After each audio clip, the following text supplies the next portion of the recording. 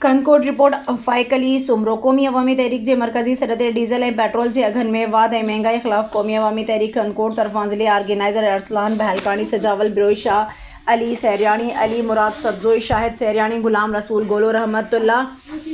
छॼण रोहत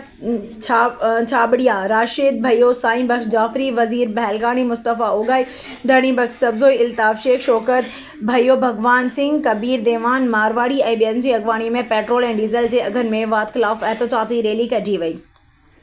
जेका press club ताईं पहुती। रैली प्रेस क्लब पहुचण बाद में एहतजाजी जलसे में बदिलजी वई ऐं कुछ वक़्त जे लाइ रोड ब्लॉक कयो वियो। मुज़ाहिरे में वॾे अंग में कारकुननि ऐं शहरियुनि शिरकत कई, जिन हुकूमत ख़िलाफ़ सख़्त नारेबाज़ी कई ऐं पेट्रोल ऐं डीज़ल जे अघनि में वाधि खे अवाम दुश्मन फ़ैसिलो करार ॾिनो। उन मौक़े ते अॻवाननि चयो त पेट्रोल ऐं डीज़ल जे अघनि में वाधि सबबि महांगाई उरूज़ ते पहुची वई आहे ऐं आम माण्हू सख़्त परेशानीअ खे मुंहुं ॾेई रहियो आहे। हिननि हुकूमत खां मुतालबो कयो त अघनि में कयल वाधि फ़ौरी तौरु वापसि वठी अवाम खे रिलीफ ॾिनो वञे। अॻवाननि ख़बरदार कयो त जेकॾहिं मुतालबा तस्लीम न कया विया त एहतजाज जो दाइरो वधायो वेंदो।